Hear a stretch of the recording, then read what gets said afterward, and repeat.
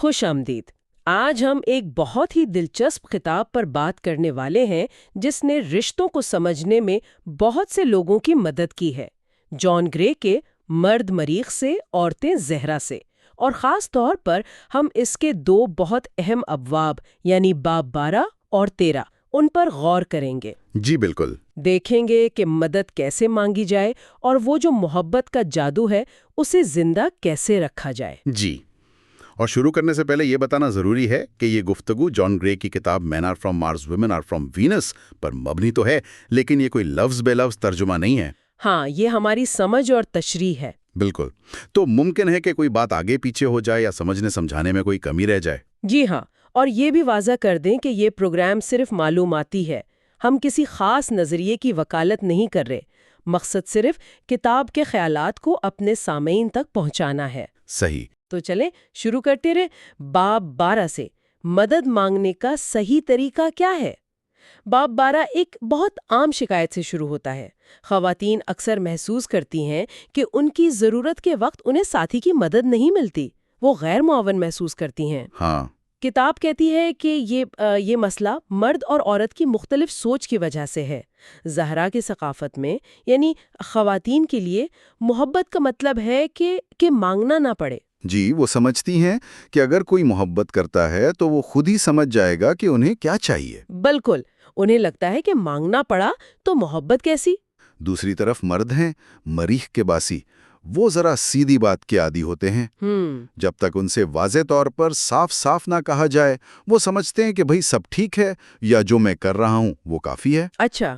اشارے وہ کمی سمجھتے ہیں، اور اسی فرق کی وجہ سے پھر وہ غلط فہمیاں ہوتی ہیں اور خواتین دل میں بات رکھ لیتی ہیں۔ یہ تو بہت بنیادی فرق ہے۔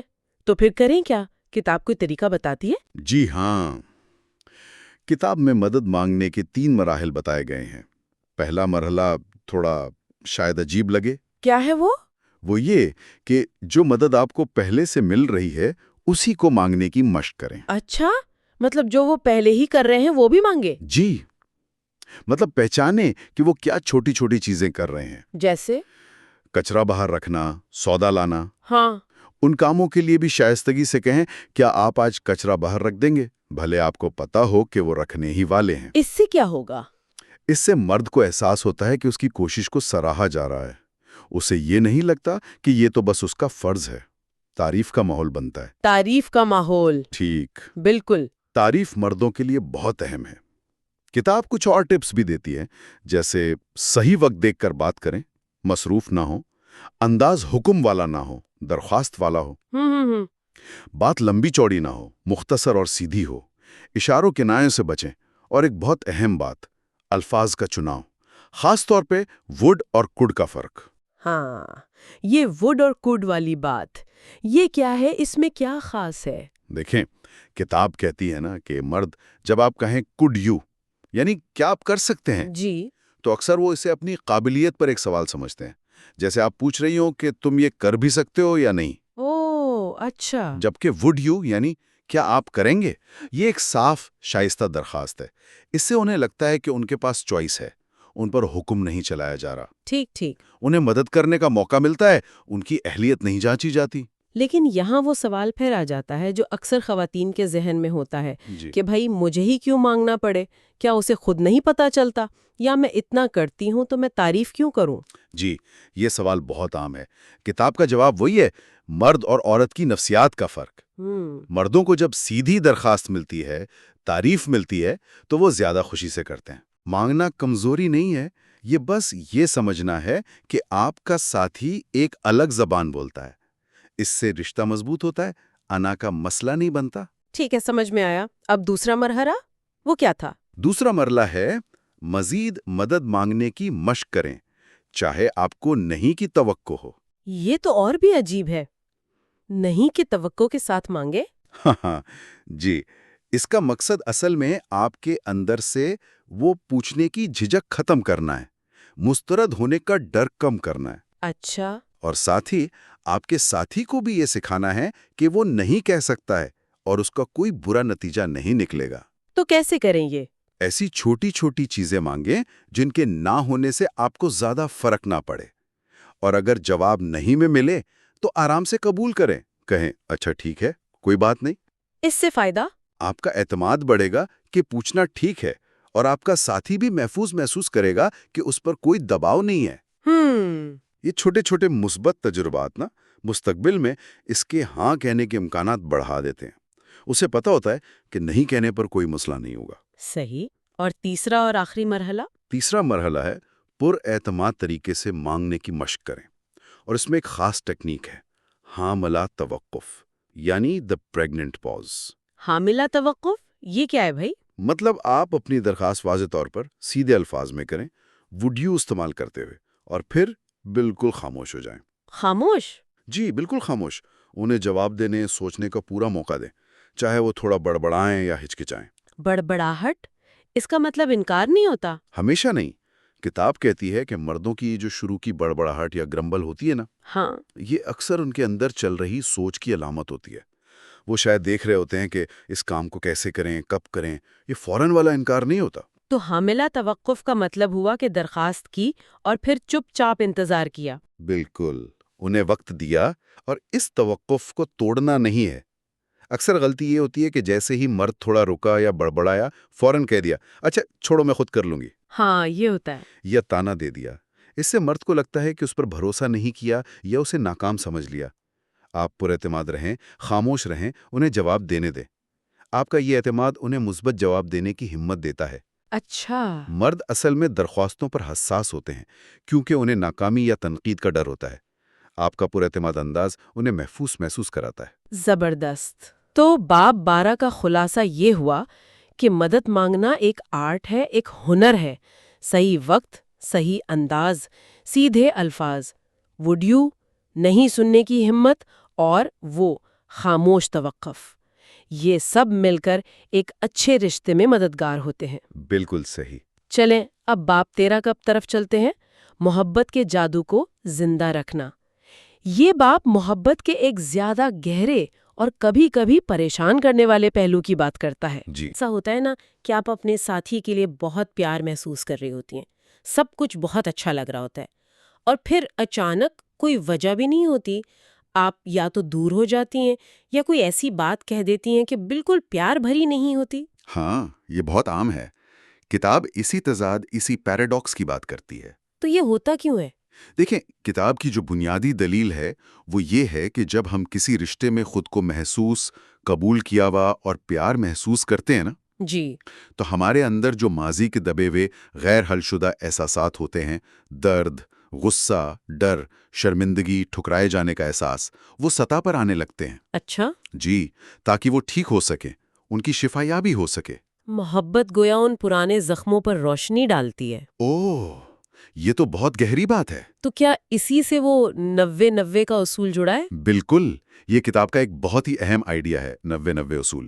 یہ کہتا ہے کہ کسی بھی موجودہ صورتحال پر جو ہمارا جذباتی رد عمل ہوتا ہے نا، اس کا تقریباً 90% حصہ ہمارے ماضی کے تجربات کی وجہ سے ہوتا ہے، اور صرف 10% کا تعلق اس وقت کی صورتحال سے ہوتا ہے۔ 90% ماضی سے؟ کوئی مثال دیں گے؟ ضرور۔ جیسے سمجھیں آپ کے ساتھی نے آپ پر کوئی ہلکی سی تنقید کی اور آپ ایک دم بھڑک اٹھیں، بہت شدید غصہ یا دکھ محسوس ہوا۔ ہاں، ہوتا ہے۔ تو 90-10 اصول کہتا ہے کہ یہ جو شدید رد عمل ہے نا، یہ 90% اس لیے ہے کہ اس تنقید نے آپ کے ماضی کے کسی تجربے کو چھیڑ دیا ہے۔ شاید بچپن میں والدین یا ٹیچر بہت تنقید کرتے تھے، اچھا، تو وہ پرانا درد جاگ گیا۔ موجودہ تنقید تو بس 10% ہے، ایک ٹریگر ہے۔ یعنی ہم انجانے میں اپنے ماضی کا غصہ یا دکھ اپنے موجودہ ساتھی پر نکال دیتے ہیں؟ لاشعوری طور پر، جی ہاں، بالکل۔ اور یہ احساسات بڑے چپکے سے آتے ہیں۔ ہمیں لگتا ہے ہم ابھی کی بات پر غصہ کر رہے ہیں، پر اصل میں ہم ماضی کے زخم پر رد عمل دے رہے ہوتے ہیں۔ کبھی کبھی چھوٹی سی بات پر بڑا جھگڑا ہو جاتا ہے۔ بالکل۔ یا کبھی کبھی اچھے وقتوں میں بھی چھٹیوں پر گئے، کوئی کامیابی ملی اور جھگڑا ہو گیا، کیونکہ وہ خوشی اور تحفظ کا احساس بھی پرانے جذبات کو باہر آنے کا موقع دیتا ہے۔ تو ان گہرے پرانے احساسات سے نمٹے کیسے؟ کتاب کوئی طریقہ بتاتی ہے؟ ہاں، کتاب ایک بہت ہی کارآمد ٹیکنیک بتاتی ہے۔ اسے محبت کا خط یا لو لیٹر ٹیکنیک کہتے ہیں۔ محبت کا خط؟ یہ کیا ہے؟ یہ اپنے منفی جذبات کو سمجھنے اور انہیں صحت مند طریقے سے نکالنے کا ایک طریقہ ہے۔ آپ ایک خط لکھتے ہیں اپنے ساتھی کے نام، لیکن اسے دینا نہیں ہے۔ اچھا۔ اس خط میں آپ اپنے سارے منفی احساسات لکھتے ہیں، غصہ، دکھ، ڈر، پچھتاوا، جو بھی ہے۔ پھر کوشش کرتے ہیں کہ ان احساسات کو ماضی کے کسی واقعے سے جوڑیں۔ آخر میں محبت اور معافی کے جذبات لکھتے ہیں۔ اور پھر آپ اپنے لیے ایک جوابی خط لکھتے ہیں، ایسے جیسے آپ کا اپنا سمجھدار محبت کرنے والا حصہ آپ کو جواب دے رہا ہے، تسلی دے رہا ہے، وضاحت کر رہا ہے۔ یہ تو کافی خودشناسی والا کام ہے۔ جی، بہت گہرا عمل ہے۔ کتاب میں کئی مثالیں ہیں کہ کیسے لوگوں نے خط لکھتے ہوئے جانا کہ ان کا آج کا غصہ تو اصل میں بچپن کی کسی بات سے جڑا ہے۔ یہ اس بات کو ثابت کرتا ہے جو کتاب کہتی ہے، آپ کبھی اس وجہ سے پریشان نہیں ہوتے جس وجہ سے آپ سوچتے ہیں۔ اصل جڑ اکثر ماضی میں ہوتی ہے۔ اور اگر ان جذبات کو دبایا جائے، خط نہ لکھیں، بات نہ کریں تو پھر وہ ہوتا ہے جسے کتاب تاخیر شدہ رد عمل یا ڈیلیڈ ریسپانس کہتی ہے۔ وہ کیا ہے؟ دبائے ہوئے جذبات غائب نہیں ہوتے، وہ اندر جمع ہوتے رہتے ہیں، پھر کسی دن کسی چھوٹی سی بات پر اچانک پھٹ پڑتے ہیں۔ اور یہ تب بھی ہو سکتا ہے جب آپ کا ساتھی بہتر ہونے کی کوشش کر رہا ہو، آپ کا پرانا دبا ہوا غصہ نکال آتا ہے۔ کتاب اسے بڑھتی ہوئی توقعات کے بحران سے بھی جوڑتی ہے۔ یہ سب تو کافی پیچیدہ لگ رہا ہے۔ کیا یہ سب اکیلے ہینڈل کیا جا سکتا ہے؟ ہمیشہ نہیں۔ کتاب بھی مانتی ہے کہ جب بہت گہرے ماضی کے زخم سامنے آئے نا، جی، تو پھر پیشہ ورانہ مدد جیسے تھیراپی ہے یا سپورٹ گروپس ہیں، ان کی ضرورت پڑ سکتی ہے، بہت ضروری ہو سکتی ہے۔ کیوں؟ کیونکہ جب ہم اپنا سارا ماضی کا بوجھ اپنے ساتھی پر ڈالتے ہیں تو وہ بیچارہ، وہ اسے سہار نہیں پاتا، وہ بے بس ہو جاتا ہے۔ صحیح بات ہے۔ کتاب میں محبت کے موسموں کا بھی ذکر ہے نا، وہ کیا ہے؟ ہاں، وہ ایک بہت خوبصورت استعارہ ہے۔ کتاب کہتی ہے رشتے بھی موسموں کی طرح ہوتے ہیں۔ اچھا؟ بہار ہوتی ہے جب نیا نیا پیار ہوتا ہے، سب تازہ پرجوش، پھر گرما آتا ہے، یہ محنت کا وقت ہے، چیلنجز آتے ہیں، اختلافات ہوتے ہیں، ان پر کام کرنا پڑتا ہے۔ پھر آتی ہے خزاں، جب محنت کا پھل ملتا ہے، محبت پختہ ہوتی ہے۔ اور پھر سرما ہے، یہ اندر جھانکنے کا، آرام کا، شفا یابی کا وقت ہے، جب ماضی کے زخم توجہ مانگتے ہیں۔ تو مطلب ہر موسم کی اپنی جگہ ہے؟ جی بالکل، اور کوئی بھی موسم ہمیشہ نہیں رہتا، رشتے میں یہ اتار چڑھاؤ چلتے رہتے ہیں۔ اور آخر میں کتاب کیا کہتی ہے؟ کوئی نصیحت؟ صبر اور حقیقت پسندی، یہ کہ محبت کا سفر کوئی سیدھی لکیر نہیں، اتار چڑھاؤ آئیں گے، ہم سب بھولیں گے، غلطیاں کریں گے، پھر سیکھیں گے۔ جان گرے کہتے ہیں کہ اس راستے پر چلنے والے پائنیئر ہیں، نئے راستے بنانے والے۔ تو چھوٹی کامیابیوں کو سراہیں، خود پر اور ساتھی پر رحم کریں۔ بہت خوب۔ تو باب 13 کا پیغام یہ ہے کہ محبت کے جادو کے لیے اپنے ماضی کو سمجھنا، 90-10 اصول یاد رکھنا اور محبت کے ان موسموں کو قبول کرنا ضروری ہے۔ گہری محبت اسی اتار چڑھاؤ سے ملتی ہے۔ بالکل۔ تو آئیے آج کی ساری بات چیت کے جو اہم نکات ہیں انہیں ایک بار دہرا لیتے ہیں۔ باب 12 نے سکھایا کہ مدد مانگنا کمزوری نہیں، ایک ہنر ہے۔ جی۔ صحیح وقت، صحیح لہجہ، سیدھے الفاظ، would you کا استعمال اور وہ پر اعتماد خاموشی، حاملہ توقف، یہ بہت ضروری ہیں۔ بالکل۔ اور وہ 3 مراحل بھی۔ ہاں، وہ 3 مراحل۔ اور باب 13 نے یاد دلایا کہ محبت صرف پھول نہیں، کانٹے بھی لاتی ہے، ماضی کے زخم سامنے آتے ہیں۔ جی، اور وہ 90-10 کا اصول کہ ہمارا رد عمل زیادہ تر ماضی کی وجہ سے ہوتا ہے۔ محبت کے خط جیسی ٹیکنیک مدد کر سکتی ہیں۔ صحیح۔ اور محبت کے موسم کہ رشتے بدلتے رہتے ہیں اور یہ ٹھیک ہے، صبر اور سمجھداری چاہیے۔ اور ان سب کا نچوڑ کیا ہے؟ نچوڑ شاید یہی ہے کہ مرد اور عورت، مریخ اور زہرا کے لوگ واقعی الگ ہیں۔ ہاں۔ ان کے فرق کو سمجھنا، قبول کرنا اور احترام کرنا، یہی ایک اچھے دیر پا رشتے کی بنیاد ہے۔ بہت خوبصورتی سے آپ نے سمیٹا۔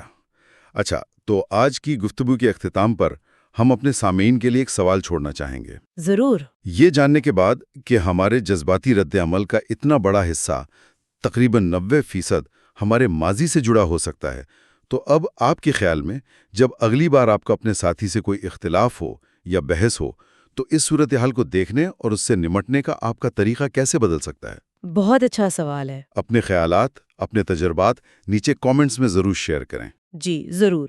کب انتظار رہے گا؟ تو آج کا ہمارا یہ سیشن یہیں ختم ہوتا ہے۔ امید ہے آپ کو جان گرے کی کتاب کے ان ابواب سے کچھ نیا سیکھنے کو ملا ہوگا، کچھ عملی باتیں ملی ہوں گے۔ انشاءاللہ۔ ہم جلد ہی ایک اور دلچسپ موضوع کے ساتھ حاضر ہوں گے، اور اگر آپ کو ہماری یہ کوشش پسند آئی ہے تو پلیز اس ویڈیو کو لائک کیجیے گا اور ہمارے چینل کو سبسکرائب کرنا مت بھولیے گا۔ آپ کی حمایت ہمارے لیے بہت اہم ہے۔ جی بالکل۔ اللہ حافظ۔